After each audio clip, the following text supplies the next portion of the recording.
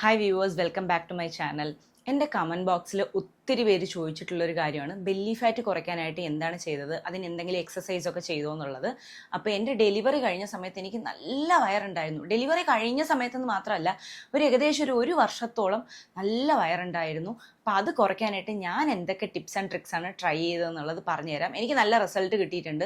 ഇതിലാദ്യം തന്നെ ഞാൻ പറയാം, ഞാൻ എക്സസൈസ് ചെയ്തിട്ടില്ല. കാര്യം എനിക്ക് എക്സസൈസ് ചെയ്യാനുള്ളൊരു സമയവും സാഹചര്യവും ഒന്നും കിട്ടുന്നില്ലായിരുന്നു.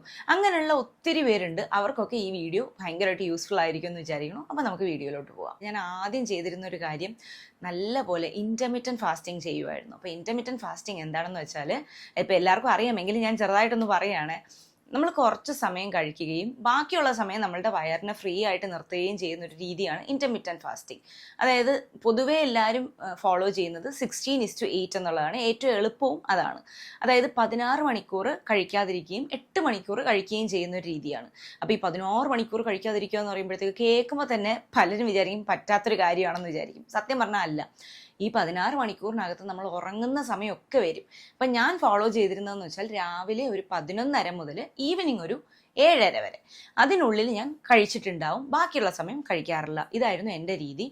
ആദ്യമൊക്കെ ഇച്ചിരി ബുദ്ധിമുട്ടായിരിക്കും. അങ്ങനെ ബുദ്ധിമുട്ട് തോന്നുന്നവർക്ക് 16:8 ആദ്യം തന്നെ ചെയ്യേണ്ട. 12:12 എന്നൊക്കെ ഉണ്ട്. അതായത് 12 മണിക്കൂർ കഴിക്കാതിരിക്കുകയും 12 മണിക്കൂർ കഴിക്കുകയും ഒക്കെ ചെയ്യുന്ന രീതി ആദ്യം ഒരു 1-2 ആഴ്ച ഫോളോ ചെയ്തിട്ട് 16:8 വരാം. അപ്പം നമുക്ക് കാര്യത്തിലോട്ട് പോകാം. ഈ ഇൻ്റർമിറ്റൻറ്റ് ഫാസ്റ്റിംഗ് ചെയ്യുന്ന സമയത്ത് ആദ്യമൊക്കെ എനിക്കൊരു ലൈറ്റ് ആയിട്ടുള്ളൊരു ഫീലിംഗ് ഉണ്ടായിരുന്നു. എന്തൊക്കെയോ വെയിറ്റ് കുറയുന്നുണ്ട് എന്ന് തോന്നുന്നുണ്ടായിരുന്നു. പക്ഷേ ഗ്രാജുവലിയാണ് ഞാൻ ശ്രദ്ധിക്കാൻ തുടങ്ങിയത്. എനിക്ക് നല്ല രീതിക്ക് വയറ് കുറയാനായിട്ട് തുടങ്ങി. അപ്പം ഞാൻ തന്നെ വിശ്വസിച്ചിരുന്നൊരു കാര്യമാണ്, എക്സസൈസ് ഒക്കെ ചെയ്യാതെ വയറ് കുറയാൻ പോണില്ല. എന്തായാലും എൻ്റെ മോളെ സ്കൂളിൽ അയക്കാതെ എനിക്ക് ജിമ്മിലൊന്നും പോകാനും പറ്റത്തില്ല, വീട്ടിൽ എക്സസൈസ് ചെയ്യാനുള്ള സമയവും കിട്ടത്തില്ല. അപ്പോൾ ഈ ഇൻ്റർമിറ്റൻറ്റ് ഫാസ്റ്റിംഗ് ചെയ്തിരുന്ന സമയത്ത് വളരെയേറെ ശ്രദ്ധിച്ചിരുന്ന ഒരു കാര്യമാണ്, ഞാൻ ഷുഗർ കഴിക്കില്ലായിരുന്നു. അപ്പോൾ ഈ ഷുഗർ കഴിക്കാൻ പാടില്ല എന്ന് പറയുമ്പോൾ എല്ലാവരും ചോദിക്കും ഫ്രൂട്ട്സ് കഴിക്കാൻ പാടില്ലേ എന്ന്. അങ്ങനെയല്ല. ഷുഗർ കഴിക്കാൻ പാടില്ല എന്ന് പറഞ്ഞാൽ ബേക്കറി ഐറ്റംസ് കഴിക്കാൻ പാടില്ല. പിന്നെ വീട്ടിൽ ചായയിലൊക്കെ ഒരുപാട് പഞ്ചസാര ഇട്ട് കുടിക്കത്തില്ലേ, അത് പാടില്ല. പ്രോസസ്ഡ് ഫുഡ് കഴിക്കാൻ പാടില്ല. പിന്നെ പാക്കറ്റിൽ വരുന്ന ഫുഡ് ഐറ്റംസ് ഉണ്ടല്ലോ, അത്, സോസ്, ഇതിലൊക്കെ തന്നെ ഷുഗർ അടങ്ങിയിട്ടുണ്ട്. അപ്പോൾ ഇത്തരം കാര്യങ്ങളൊക്കെ തന്നെ ഞാൻ അവോയ്ഡ് ചെയ്തു. ഇൻ്റർമിറ്റൻറ്റ് ഫാസ്റ്റിങ്ങും ഈ ഷുഗർ കഴിക്കുന്നില്ല എന്നുള്ള കാര്യവും ഒന്നിച്ച് ചെയ്യാൻ തുടങ്ങിയപ്പോൾ തന്നെ നല്ല റിസൾട്ട് വരാൻ തുടങ്ങി. ആദ്യം സ്കിന്നിലായിരുന്നു റിസൾട്ട് വന്നു തുടങ്ങി. ഈ പിഗ്മെൻറ്റേഷനൊക്കെ മാറി തുടങ്ങി. അത് കഴിഞ്ഞിട്ട് വെയിറ്റ് കുറഞ്ഞു തുടങ്ങി, വയറ് കുറഞ്ഞു തുടങ്ങി. അങ്ങനെയൊക്കെ ആയിരുന്നു. അത് കഴിഞ്ഞ് എനിക്കൊരു മോട്ടിവേഷനൊക്കെ കിട്ടി. ഓക്കെ, അപ്പോൾ നമ്മളെ കൊണ്ടത് പറ്റും എന്നായപ്പോഴത്തേക്ക് ഞാൻ മെല്ലെ മെല്ലെ മെല്ലെ മൈദയിലുള്ള സംഭവങ്ങൾ കംപ്ലീറ്റ് ആയിട്ട് നിർത്തി. അതായത് മൈദയിൽ ഉണ്ടാക്കുന്ന കാര്യങ്ങൾ നിർത്തി. പിന്നെന്താണ്, ചോറ് നിർത്തി. പക്ഷെ കേൾക്കുന്ന നിങ്ങൾക്ക് തോന്നും, ഇങ്ങനെ എല്ലാം അങ്ങ് സ്റ്റോപ്പ് ചെയ്താൽ നമുക്ക് പിടിച്ചു നിൽക്കാൻ പറ്റത്തില്ലല്ലോ എന്ന് തോന്നും. ഇത് ഞാൻ നിർത്തുന്നത് എല്ലാം കൂടെ ഒരാഴ്ചക്കകത്തോ അങ്ങനൊന്നും അല്ല. ഒരുപാട് മാസങ്ങൾ എടുത്തിട്ടാണ് ഇത്രയും ചെയ്യുന്നത്. ആദ്യത്തെ ഒരു 2 മാസം ഇൻ്റർമിറ്റൻറ്റ് ഫാസ്റ്റിംഗ് ഫോളോ ചെയ്തു. 2 മാസം കഴിഞ്ഞപ്പോൾ ഇൻ്റർമിറ്റൻറ്റ് ഫാസ്റ്റിങ്ങും ഷുഗർ കട്ടും കൂടെ ഒന്നിച്ചു തുടങ്ങി. അതിൻ്റെ അടുത്ത മാസമായപ്പോൾ റൈസ് നിർത്തി തുടങ്ങി. ഇങ്ങനെ ഗ്രാജുവലിയാണ് കൊണ്ടുവരുന്നത്. എനിക്കപ്പം ഡെലിവറി കഴിഞ്ഞിട്ട് ഒരു 3 മാസമൊക്കെ ആയിട്ടേ ഉള്ളൂ.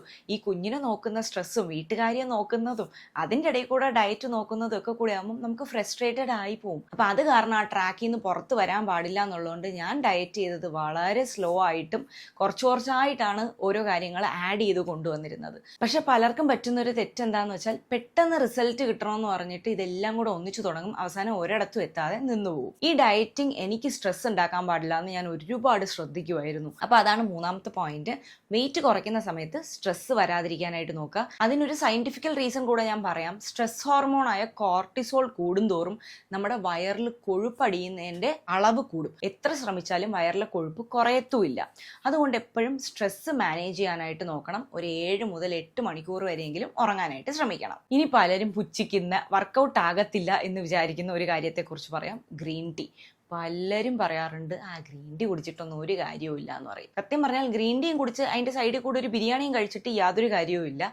നല്ല രീതിക്ക് ഇൻ്റർമിറ്റൻറ്റ് ഫാസ്റ്റിങ്ങും ചെയ്ത് ഷുഗർ കട്ടും ചെയ്തിട്ട് ഗ്രീൻ ടീയും കൂടെ കുടിക്കുകയാണെങ്കിൽ നല്ല രീതിക്ക് മെറ്റബോളിസം കൂടും. എനിക്ക് ഏറ്റവും അധികം ഹെൽപ്പ് ചെയ്തിട്ടുള്ള ഒരു ഡ്രിങ്ക് എന്ന് പറയുന്നത് വെയിറ്റ് ലോസിനായിട്ട് അത് ഗ്രീൻ ടീ ആണ്. നല്ല രീതിക്ക് ക്രേവിങ് കുറഞ്ഞു കിട്ടും. ഈ ആവശ്യമില്ലാതെ വരുന്നൊരു വിശപ്പുണ്ടല്ലോ, കഴിച്ചു കഴിഞ്ഞിട്ടും വിശപ്പ് വരുന്ന പോലെ തോന്നില്ലേ, അത് കുറഞ്ഞു കിട്ടും. ഇനി നിങ്ങൾക്ക് വയറ് കുറയ്ക്കാനായിട്ട് എക്സസൈസ് ഒക്കെ ചെയ്യാനുള്ള സമയം ഉണ്ടെന്നുണ്ടെങ്കിൽ ഉറപ്പായിട്ടും ചെയ്യുക. എക്സസൈസ് ചെയ്യാതെ വയറ് കുറയ്ക്കാം, അതിന് വേണ്ടിയിട്ട് ഡയറ്റ് ചെയ്യണം എന്നുള്ളതല്ല എൻ്റെ ഉദ്ദേശം. ഞാൻ അങ്ങനെയല്ല പറഞ്ഞു വരുന്നത്. ഞാൻ ചെയ്തിട്ടില്ല, എനിക്ക് ചെയ്യാനുള്ള സമയം കിട്ടിയിട്ടില്ല, സാഹചര്യം കിട്ടിയിട്ടില്ല, അതുകൊണ്ടാണ് ചെയ്യാത്തത്. എക്സസൈസ് ചെയ്യുന്നത് എന്തുകൊണ്ടും നല്ലതാണ്. നിങ്ങൾക്ക് അതിനുള്ള ടൈം ഉണ്ടെന്നുണ്ടെങ്കിൽ ഉറപ്പായിട്ടും ചെയ്യണം. അപ്പോൾ ഈ ഫാസ്റ്റിങ്ങും ഷുഗർ കട്ടും ഗ്രീൻ ടീ കുടിക്കുന്നതും ഒക്കെ കൂടെ ചേർത്തിട്ട് പെട്ടെന്നുള്ള റിസൾട്ട് നിങ്ങൾക്ക് കിട്ടും എക്സസൈസ് കൂടെ ചെയ്യുകയാണെന്നുണ്ടെങ്കിൽ. പിന്നെ ഞാൻ ചെയ്തിരുന്ന ഒരു കാര്യം ഉണ്ടായിരുന്നു, എൻ്റെ മോളുടെ പുറകെ ഇങ്ങനെ ഓടുമായിരുന്നു, അവൾ കളിക്കുന്നതിൻ്റെ കൂടെ തന്നെ കളിക്കാൻ നിൽക്കുമായിരുന്നു. അങ്ങനെ എങ്ങനെയെങ്കിലും ഒക്കെ ഒരു ദിവസം ഒരു 5000 to 8000 സ്റ്റെപ്സ് ഞാൻ കവർ ചെയ്തിട്ടുണ്ടാവും. അത് ഞാൻ അറിഞ്ഞ് ചെയ്യുന്നതല്ല, അറിയാതെ സംഭവിച്ചു പോകുന്നതാണ്. അപ്പോൾ അതായിരുന്നു സത്യം പറഞ്ഞാൽ എൻ്റെ വർക്കൗട്ട് എന്ന് പറയുന്നത്. അപ്പോൾ നിങ്ങൾ ഒന്നും ചെയ്യാൻ പറ്റിയില്ല എന്നുണ്ടെങ്കിൽ, എന്നെപ്പോലെ സമയമില്ലാത്ത ഒരാളാണെന്നുണ്ടെങ്കിൽ വീട്ടിനുള്ളിൽ തന്നെ നടക്കാനായിട്ട് ശ്രമിക്കുക. കുറേ സ്റ്റെപ്സ് നടക്കുന്നത് ഉറപ്പായിട്ടും നമ്മൾക്ക് എവിടെ കൂടെയെങ്കിലും ഒരു ഫലം തരും. ഇനി ഡയറ്റിൽ വരുത്താൻ പറ്റുന്ന ഒരു ചെറിയ ചേഞ്ചിനെ കുറിച്ചിട്ട് പറഞ്ഞുതരാം. പ്രോട്ടീൻ്റെ അളവ് കൂട്ടുകയും കാർബിൻ്റെ അളവ് കുറയ്ക്കുകയും ചെയ്താൽ നല്ല രീതിക്കുള്ള റിസൾട്ട് നമുക്ക് പെട്ടെന്ന് കിട്ടും. അതിനായിട്ട് മുട്ട കഴിക്കാം, പനീർ കഴിക്കാം, ചിക്കൻ, മീറ്റ്, പച്ചപ്പയർ കഴിക്കാം, തൈര് കഴിക്കാം. പിന്നെ പാൽ ഒഴിവാക്കണമെന്ന് ഒരുപാട് പേര് ചോദിക്കുന്നുണ്ട്. ഭയങ്കര ഡ്രാസ്റ്റിക് ആയിട്ടൊക്കെ വെയിറ്റ് കുറയ്ക്കണമെന്നുള്ളവർക്ക് പാല് വേണേൽ ഒഴിവാക്കാം. ഞാൻ പറയുന്നത് ഒരു ചായയൊക്കെ ഒരു ദിവസം കുടിക്കാം, പഞ്ചസാര ഇടാൻ പാടില്ലെന്ന് മാത്രമേ ഉള്ളൂ. അതുകൊണ്ട് ഒന്നും സംഭവിക്കാൻ പാടില്ല. കാര്യം ഞാൻ വെയിറ്റ് കുറച്ച മൊത്തം ചായ കുടിച്ചുകൊണ്ടാണ്. എൻ്റെ ചായ ഞാൻ നിർത്തിയിട്ടേ ഇല്ലായിരുന്നു, എനിക്ക് നിർത്താൻ പറ്റത്തില്ലായിരുന്നു. അപ്പം പാലൊക്കെ നിങ്ങൾക്ക് കുടിക്കാൻ ഒരു പ്രശ്നവും ഇല്ല. ഇതൊക്കെ ചെയ്യാമെങ്കിൽ ഓവറോൾ ആയിട്ടുള്ള വണ്ണവും കുറയും, വയറും കുറയും. ട്രൈ ചെയ്ത് നോക്കുക. നിങ്ങളുടെ റിസൾട്ട് എങ്ങനെ ഉണ്ടെന്നുള്ളത് മറക്കാതെ കമൻറ്റ് ബോക്സിൽ പറയുക. അപ്പോൾ എല്ലാവർക്കും ബൈ.